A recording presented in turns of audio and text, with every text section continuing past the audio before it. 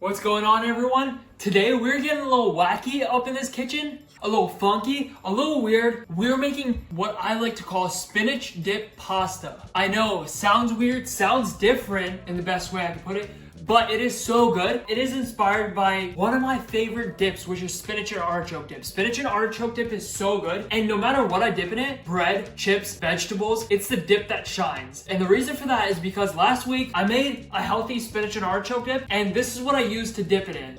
Or this is what I used to dip the dip. You know what I mean.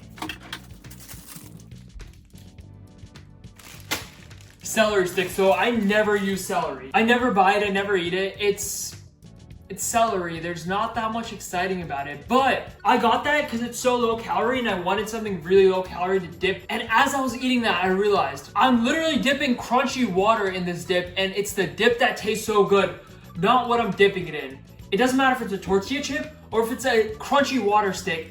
The dip is what shines and makes anything you dip in it taste so good. And I mean anything you dip in it. So I was thinking, instead of making it a dip, what about making it a pasta sauce? So I can actually just sit there and eat a bigger bowl of spinach and artichoke dip.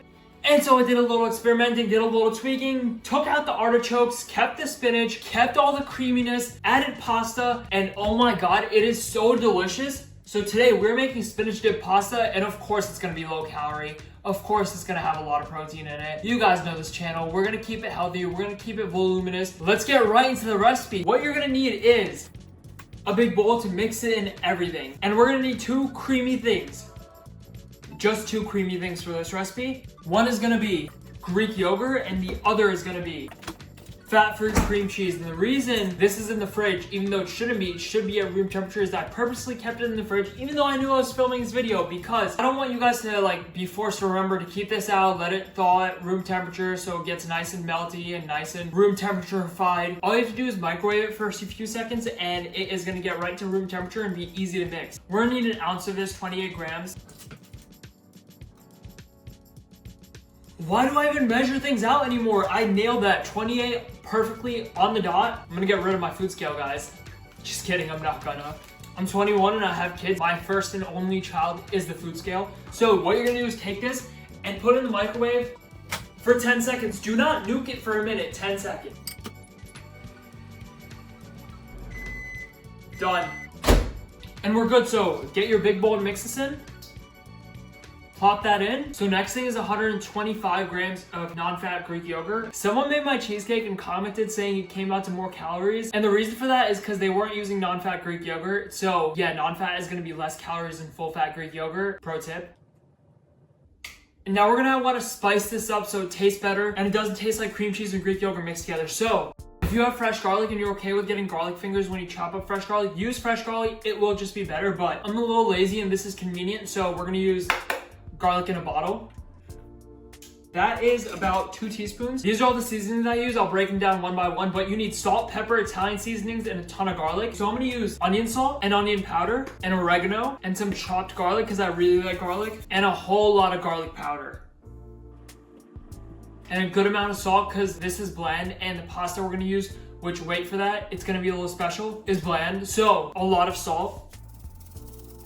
And spinach is also bland, so just go heavy on the salt and go heavy on the pepper. And at the end of it, you basically do not want to see your Greek yogurt and cream cheese anymore. You want it completely covered with seasonings. And that's when you know you're ready. So you're gonna mix this, and I'm gonna mix this right now until it is smooth and creamy in one thorough consistency. And look at that. It is creamy, it is good. Give it a little taste.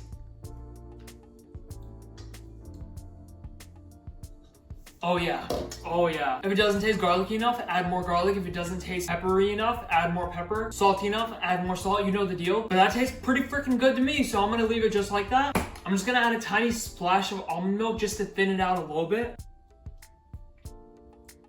About 1 tablespoon of almond milk, or 15 grams. I got it on my jacket. Now here's where we get a little bit funky with it. So typically if you're making spinach and artichoke dip, spinach and artichokes go in, but we're making a spinach dip pasta. You can use regular pasta if you want. I'm gonna give you a few options like always, because I got you guys. If you see that colander in the back sitting on a can, it is sitting on this can. That is exactly what I'm using. Hearts of palm pasta. So you know the stuff you use to peel an apple? a peeler. Well, take that peeler, find a palm tree and peel the palm tree and you get this pasta. I think probably not, that's not how you get it, but this is made from palm tree. Part of palm pasta, this whole can, which is the big size can, it's no small can, is 140 calories. This stuff tastes really good to me. It tastes very similar to a regular pasta. If you've had zoodles or zucchini noodles before, this stuff tastes way closer to real pasta. But other options you can use, if you can find something like edamame pasta, which is really easy to find, that's gonna be super high in protein, super high in fiber, or you can get something like this, which is high fiber pasta. So this is 150 calories per serving instead of 200 calories like regular pasta. It has the same amount of protein, which is basically none, but it has a lot more fiber. So this has 13 grams of fiber per serving. You could use a vegetable pasta, you could use zucchini noodles, you could use edamame pasta, you could use high fiber pasta, you can use regular pasta if you'd like, but I'm using parts of palm pasta because this stuff is really good. I'll show you guys the texture. So, looks like this. It's got that jiggle just like real pasta. Real pasta would do that, this does that, and the taste, slight bite, slight al dente-ness, just like real pasta. So all of this is gonna go in and give this a mix. Make sure all the pasta is coated with that sauce.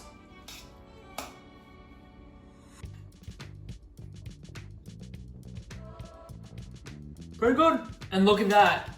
The pasta's creamy, it's like a white sloppy mess. I'm gonna give it a taste.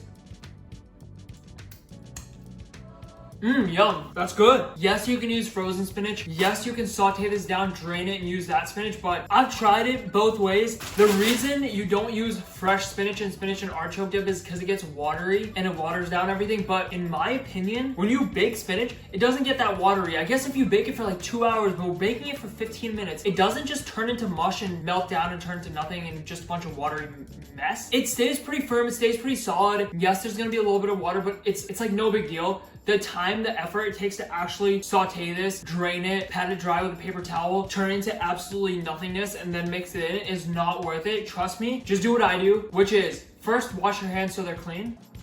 Second, reach into this bag, grab a handful of spinach. Don't drop one like I did. And then just rip it up into pieces with your hands and throw them right into this big bowl. One more time, grab a big handful and just rip it up into pieces. Take out all your anger on the spinach. It feels kind of good to just rip that thing up. And how many times in your life are you gonna just get a handful of spinach and just rip it up? No, you don't need a dirty cutting board and a knife when you have these two things, but mix this up. The more volume, the better. The bigger the bowl, the more vegetables. Think about if you just took all the vegetables and just crushed it down into nothingness and squeezed out all the water from it. Well, then that wouldn't be very fun, would it? And you will be left with a bowl of pasta that's creamy with a bunch of spinach and a bunch of garlic. It is tasty. Look at that. Does it look pretty? That is up to you to decide. Give it a spray and then put all of this into this.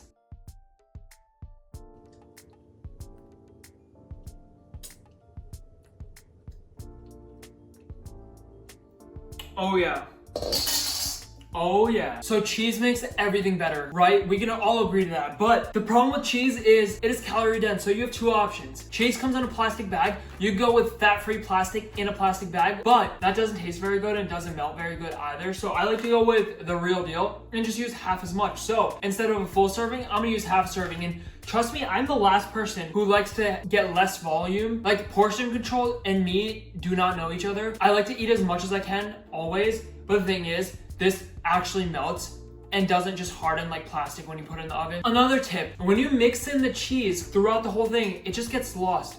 It gets lost in the sauce. That's why instead of mixing the cheese in with the dip and having cheese be throughout this whole thing, I'm just gonna put cheese on top, because then when it bakes, the cheese gets crispy and then you can see the cheese, and then when you eat the bites of food, you see the cheese and you know it's there, instead of it getting lost in the entire dish completely when you mix it all around. I'm gonna top this off with 14 grams of cheese, but the more cheese, the better. So as many calories as you have for cheese, use that much. So basically, if you can fit in 5 servings of cheese, use 5 servings of cheese, and it will make it so much tastier. Really sad. I'm at 12 grams already.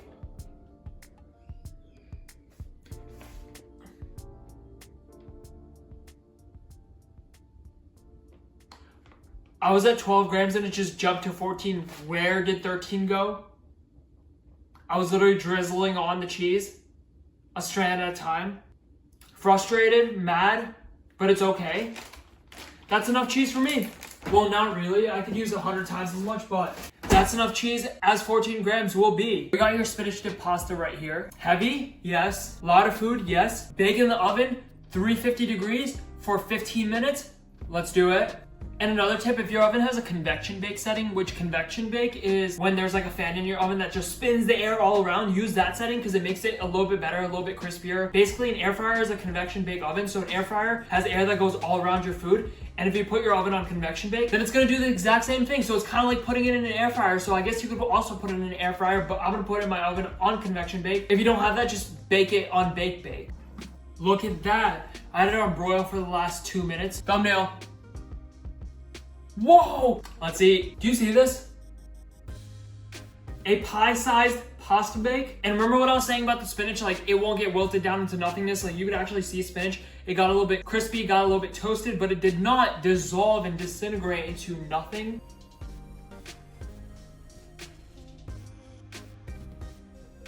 Look at that.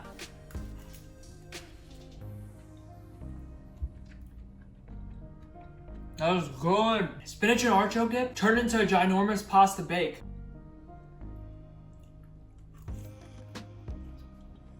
It was really freaking good. Like, think about it. Instead of eating chicken and broccoli, you take the protein from the chicken and you turn it into protein from Greek yogurt, and then you take your broccoli and you switch it with spinach and hard palm pasta, and then you got protein and veggies in a pasta bake, in a spinach dip pasta bake. Spin that fork. And that cheese on top, like, look at that. It is steaming. It is creamy. I'm in Italy. Pink drink from Panera, not from Starbucks. I believe it's called the passion fruit ginger drink. If you have a Panera near you and you haven't tried it, I recommend it. Pretty tasty. It's unsweetened, so just take this, throw in a bunch of packets of sweetener, and you got yourself a tasty, sweet pink drink. This bite right here, got the crispy cheese that's been broiled, a little bit toasted right there, right there.